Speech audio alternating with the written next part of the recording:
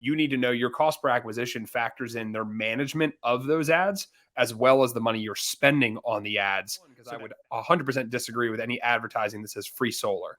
Don't make that mistake. Don't fall for that. That is gimmicky. That's low class solar sales. That's not doing things professionally. I don't have as much time to be able to field all the leads that are coming in and book appointments. I can hire an appointment setter for X cost, run some numbers, and then you have an SOP that's already in place that you yourself created.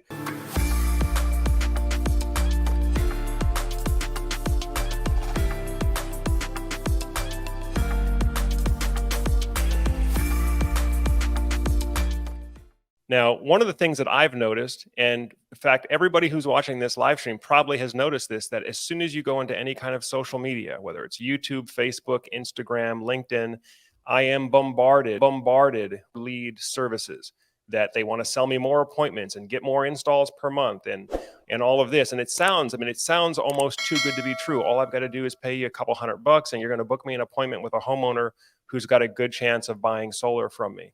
But what I've seen is very, very dangerous in this is young reps will bite at that marketing, assuming that all they have to do to solve their marketing problems is hire one of these lead generation or appointment setting companies, only to find out that they've completely blown their advertising budget and the quality of leads coming through does not actually match with, or they're not convertible at a high enough rate to actually make that investment profitable. And so one question, guys, that you want to ask, guys and girls out there, that you want to ask is, if this company is so great at generating solar leads, why aren't they just selling the leads solar and earning commissions and growing their own business? Why are they selling them to me? Right? So you got to ask that question, right? Because that's what I've seen is a lot of solar sales guys, and I call them sales guys because they're not doing it the way that I would say is the professional way to do it. But a lot of solar sales guys have figured out that it's more profitable to sell leads or appointments or to sell the dream of leads and appointments to a struggling solar sales rep than it is to actually sell those leads solar panels for their homes. And so I know reps can put themselves in a really tight spot if they buy into that all in. They spend their entire advertising budget. Maybe they get one deal after spending $3,000, $4,000, $5,000. Maybe they get no deals, and now you got to start again from scratch. So that's one thing that I think you really got to watch out for, guys. If you're going to use paid leads, is make sure that they're the right paid leads, and we can talk more about that later in the training. But Dan, I'll throw it over to you. Yeah, and that's a really great point, because I've definitely tested pretty much all of the big name solar industry advertising companies, and I've had some great successes during certain periods and certain seasons with some, and I've had some numbers that were just totally make you want to pull your hair out, on the other and other seasons. So it is important to know. It's very important that you stay very diligently on top of that agency or that company that you work with, though. I'm not necessarily saying all of them are bad. I know that, Joe, like you just said, I probably get reached out to multiple times per day at this point of, hey, do you want this many qualified appointments, this many leads, this many, and until there's been enough, just like just like when you're making a buying decision or a purchasing decision on anything, until there's enough brand recognition and you're starting to see enough publicity or enough acknowledgement of who that company is, I frankly don't give most of them the time of day until I'm seeing the same people and like, okay, let me explore this a little bit more. But even then, you got to be just wary and mindful of what does the ad copy, what does the ad creative look like? I always keep eyes on those things. So when I've worked with agencies in the past, I want to be able to look at the ad copy, and when I say ad copy, for those that don't maybe know, it's the actual language written in the ad on Facebook or Instagram or wherever. The ad creative would be essentially the graphic or the logo or the image that you're actually seeing. So you want to make sure that you understand what those things are as well, because if you're fielding the leads, you need to be able to speak to that ad. Someone might say, oh yeah, I saw this thing on the ad that said, free solar, right? What is that about? Well, you need to know that that's what's being advertised. Number one, because I would 100% disagree with any advertising that says free solar. Don't make that mistake. Don't fall for that. That is gimmicky. That's low class solar sales. That's not doing things professionally. You can articulate to somebody why, how it effectively ends up being free from a bill swap perspective, but there's no such thing as anything for free. So avoid that kind of, gimmicky taglines. But the other thing you really need to make sure of, and you got to know as well, is that your cost with these agencies, your cost per acquisition, again, going back to that CPA, is not just the amount of money you spend in marketing, right? Sometimes I've seen that happen where people are like, oh, yeah, I'm spending $3,000 a month in advertising. I'm generating 2 leads. Okay, great. Or 2 sales, rather. Okay, great. I've got a CPA of $1,500. That's incorrect. You do not have a CPA of $1,500. You need to add in the agency cost on top of the marketing budget and then calculate that number. I know I made that mistake early on because you'll hear these agencies will always tell you, oh, we can get you, cost per acquisition of $1,000 or less. The first question I would ask is that purely based on the advertising spend, or is that based on your management costs as well? Because they're going to tell you it's just based on advertising spend. But you, as the business owner, you need to know your cost per acquisition factors in their management of those ads, as well as the money you're spending on the ads. So that $1,000 CPA might actually be $2,000 when you factor in management costs. So something to kind of keep in mind, and just make sure you know your numbers in that regard. Yeah, absolutely. And I think this know your numbers is going to be a recurring theme, guys. I mean, these are some of the key numbers on which you build your business model. So if these numbers don't work, your business doesn't work. Period. Now, and Dan, you also made an excellent point about wanting to see the ad copy, wanting to see what information, what marketing, what advertising, what is the marketing company putting out there to attract those leads, and is that actually consistent with a professional sales process?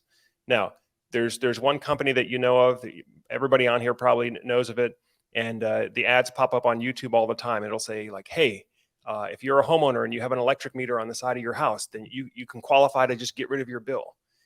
That kind of advertising, I'm not saying that it's right or wrong, but that kind of advertising tends to produce a lot of very low intent leads. In other words, the lead clicked on the ad because they think they're going to get something for free. They weren't actively looking for a solar solution, right? What they were looking for is, hey, how can I get something for free? Right. And then when you actually explain that, no, actually you're buying a $30,000 construction project and how this works and that works, we got to do permits and inspections and you have to fill out this credit application. And then they realize, oh, they're not getting something for free. They're buying something. And although it does pencil out, Dan, like you said, it does pencil out on a monthly cash flow basis. It does pencil out, just like maybe you buy a rental property and it pencils out, but you have to buy the property. You have to take out debt on the property. It's a whole process that you have to go through to get to that state. And so I think, misleading advertising like that, I wouldn't call it misleading, but let's say low information advertising like that tends to produce low intent leads. On the other hand, there's what I would consider to be high value advertising, or even more like what we do here at Solar Surge, which is content marketing, i.e. I'll put out informational content that educates the potential buyer on the product or the system or the battery that they might be interested in buying, in the hopes that when they are ready to actually receive a quote or receive a bid, they're going to come shopping from me because I've been the source of information on this topic. And that type of approach tends to work for us. And I think tends to produce a very high intent buyer. So again, it's very important that you know these numbers, guys. Cost per lead by itself is not a great way to compare marketing services, because it's what's the intent, what's the value of that lead, right? And what are they converting at? And what is it? How many of these leads do you have to buy to actually get a valid project that you can kick off? So yeah, especially if we start getting into yeah, and we could elaborate a lot on that. I don't want the entire conversation here to be just this training basis of advertising, whether it be Facebook advertising, Google, but the key metrics, the things you're really oftentimes going to look at beyond just what you spend itself, is what is the cost per lead. That is a metric. You want to know, okay, well, what is this converting to cost per lead wise, right? Now I've got advertising I'm personally running today where I've got cost per lead at $6 a lead. That might sound phenomenal. It doesn't necessarily always mean that is, like you were just saying, Joe, high intent, high quality leads. There's different ways that you can adjust different mechanisms, maybe that'll drive the cost per lead up. But even though the cost per lead goes higher, they could be higher quality leads. I think everyone would agree that if I'm going to spend $100 or $1,000 or whatever the number is, if I could know that I spent $1,000 and I got one high intent lead, the person was buying solar and it was going to happen sometime this month, I'll take that one lead over buying, 100 low intent. I don't know anything about solar. I think I can get it for free, right? I would much rather take the one lead at a higher cost per lead than I would all these other ones that are super low cost per lead. So that's one thing to know is cost per lead does matter, not necessarily the holy grail though, because you also need to understand impressions and frequency and what's the cost per click, right? Like all these different things can factor in to know as to whether or not you're running a successful marketing campaign. But again, at the end of the day, this is why for me, the holy grail is cost per acquisition. I focus on all those other numbers, but I come back to, okay, at the end of the day, I needed to know how much did I spend for it to produce revenue. And that's what really has to be like the trump card. I need to know the CPA above and beyond everything else. And then there's other parameters too. Maybe you mess with the age range that you target towards. One thing I'll tell you for anybody that's maybe considering doing their own advertising, generally when I'm advertising, I'm targeting 30 years of age and older. You can target younger, but most of the time, just from my experiences, most homeowners that are looking to go solar generally are going to be 30 years of age or older. Not always. I've sold solar to younger people, myself, but I also have found that I cap the age as well. Other advertising strategies say just let it go all the way up. But I've found over the years that if I don't cap the age, typically I think Facebook, for example, I think cuts off at around 65, and then it's the next option is 65 plus.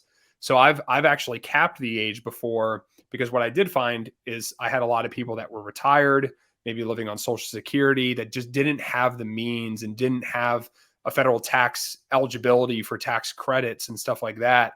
So I tried to, box this in a little bit tighter. By doing that, that's going to drive up my cost per lead. But hopefully by doing that, I'm also getting higher intent leads at that point too. So there's a lot of different mechanisms you can pull to try to create the best high quality leads. Yep, absolutely. And again, you keep hitting on that point, and you're absolutely right. The cost per acquisition, the total cost per acquisition, is the key number that really matters in terms of can you scale your marketing operation. Because again, you might be able to purchase cheap leads, but if you've got to then hire an appointment setter, and you've got the appointment setter's got to call all these leads, try to book appointments for you. If the appointments are canceling at too high of a rate, now you're wasting time on your calendar that should be productive customer face-to-face with a customer productive time, but you've lost it because your cancellation rate on the appointments is too high. So all of that will filter out if you look at your total cost per acquisition to see, is this marketing strategy actually working, and is this scalable for me? Exactly. And that's why you've got to consider those other things, appointment setters, that type of other ancillary pieces in there as well. That does play a pivotal part in understanding your business's CPA. And if I were recommending to somebody that's getting started, going to run advertising or going to buy leads themselves, I would say when you first start out, manage all of this yourself, right? Like you can sometimes get a little bit ahead of yourself thinking, oh, hey, I'm going to hire an appointment setter and do this and do that. Sometimes I think the best thing to do, even from a business perspective, is field the leads yourself, call the leads yourself, book the appointments yourself, run the sales opportunities yourself. But while you do that, build SOPs, standard operating procedures for your business as to how you handle these things each step of the way. And then as you get a predictable model, maybe you realize, okay, well, shoot, I want to increase my revenue. I don't have as much time to be able to field all the leads that are coming in and book appointments. I can hire an appointment setter for X cost, run some numbers, and then you have an SOP that's already in place that you yourself created, that you now train that appointment setter on how to run that process. And you just lightened your personal load, hopefully growing, revenue a little bit greater as well. So starting out, do these things yourself. That way you learn it in and out, create SOPs, document this stuff. And then you can train people how to do it if you want to grow your business and scale, beyond that. All right. I hope you're getting some great value from today's video content. If you're a solar sales professional out there, or maybe you're considering starting a career in solar sales, coming in from another industry, then I'd like to invite you to SolarSurge University. SolarSurge University is the premier online training program for aspiring solar sales professionals who really want to be professionals. Learn how to sell solar at an expert level with a consultative approach. It's the same approach that I use and that we use here at SolarSurge to do over $700,000 a month in solar sales virtually with no advertising budget. So if you'd like to separate yourself from the pack of undereducated, underperforming solar salespeople, check out SolarSurge University, where you can learn all of our expert techniques and, for a limited time, have access to my live sales call recordings with some of my live clients. So again, we invite you to check out Solar Surge University. The link will be below here. And we're also offering a 14-day no-risk money-back guarantee. Now, Dan, I know that there's a lot of folks that are listening to this that are looking for some actionable, practical advice of how can I start marketing now? How can I start getting leads and selling leads right now? And so the approach or kind of the evolution that I advocate is actually starting out with a low cost lead source, whether it's working for another company where they provide you with leads, or it might be learning the basics of running a Facebook campaign where you can start to generate your own leads. But what I would advocate is start there where you can get started at a low cost, learn the process, get a few deals in the pipeline, start building up a library of social media content. And that's a key thing too, guys. You really need to start building a library of social media content for all of your wins. Whether it's a successful install, a positive testimonial from a homeowner, start getting all that stuff into some sort of a social media account, whether it's Facebook, LinkedIn, or ideally both, because you want to develop the reputation of, hey, this individual, this is the go-to person, or this is the go-to company to talk to about anything solar. And so what that will allow you to do is gradually transition from purely having to pay for getting new leads to start actually receiving a passive flow of leads of people that know you through your social media content. But in order to kind of get there, you do at some point have to use a paid lead source.